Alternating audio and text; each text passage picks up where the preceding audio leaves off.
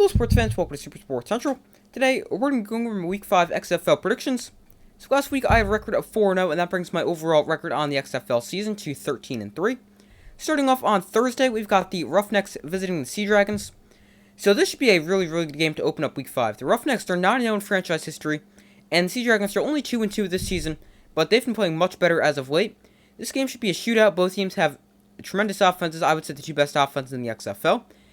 And the Roughnecks are also coming off a game where they scored 44 points, and that is the most points scored by one team in one game in XFL history, meaning 2001, 2020, or this season. So obviously the Roughnecks can score. And also the Sea Dragons, their offense is really good. A great passing attack, a good rushing attack as well. So this is a game I could definitely see the Sea Dragons winning and finally giving the Roughnecks a loss. But their offense was partially shut down by the Brahmas defense last week, and I think the Roughnecks have an even better defense than the Brahmas defense. So I'm going to take the Roughnecks to remain undefeated. They will move to 5-0 this season and 10-0 in franchise history, and they will defeat the Sea Dragons by a score of 33-19. Moving to the games on Saturday, we have the Battlehawks hosting the Defenders. So this should be a great game. The Defenders are the league's other undefeated team, and they now have to go to the Battledome in St. Louis to take on the Battlehawks, a team that has only lost once this season. And it should also be in a tremendous environment, as the Battlehawks have some of the best fans in the XFL. So these two teams played a shootout in Week 3 with the Defenders winning 34-28. This could be another really good and entertaining game, as both teams can definitely put points up on the board. Now, this is also a big game for each team and the North Division, because we are likely to see these teams, two teams meet for a third time this season in the playoffs, because the top two teams in each division meet in the playoffs, and then the winner of those games play in the championship. So we're likely to see this matchup for a third time, and if the Defenders win here, it almost ensures that the Battlehawks will be going to DC in the postseason, whereas the Defenders, if the Battlehawks win, the Defenders will only lead by one game. So it's a big game for the North Division in the fact that the Battlehawks really need to win this game if they want a chance at winning the North Division.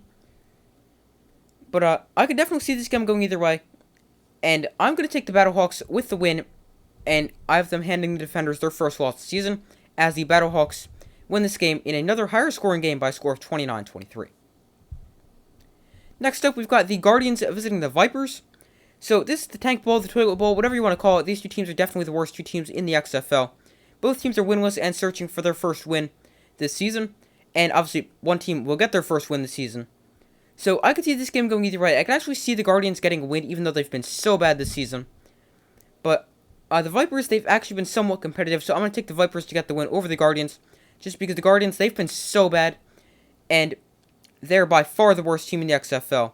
And while these two teams, I definitely think they're the worst, the Vipers are light years ahead of the Guardians. And the Vipers, they will get their first win here with a 17-9 win over the Guardians. In our final game of Week 5 on Sunday, we have the Renegades visiting the Brahmas. So both teams really need a win here. Neither team's been playing that well lately, especially offensively. Both teams have struggled on offense in the recent weeks and really need to get back on track. There's some uncertainty for each team at quarterback. For the Renegades, they started Drew Plitt in their first two games, and then Kyle Sloter in their most recent two games. But neither quarterback was great running the offense, and the offense did not have any success under either player. So we don't know who will start for the Renegades. Meanwhile, for the Brahmas, Jack Cohn has started all season long, but the Brahmas offense has struggled lately. So head coach Hines Ward has not ruled out a quarterback change and potentially starting Reed Sinnott. So we don't know who will start the game for either team at quarterback. So now, while neither team has been that good offensively lately, both teams are really good defensively.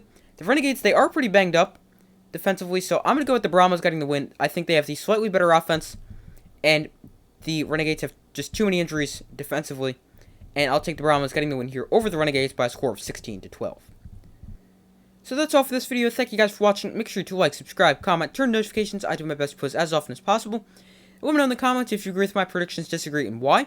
If there's a game you disagree with, please let me know in the comments below.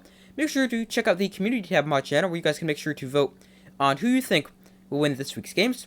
But I thank you guys for watching. Make sure to like, subscribe, comment, turn notifications. I do my best to post as often as possible, and I will see you in the next video.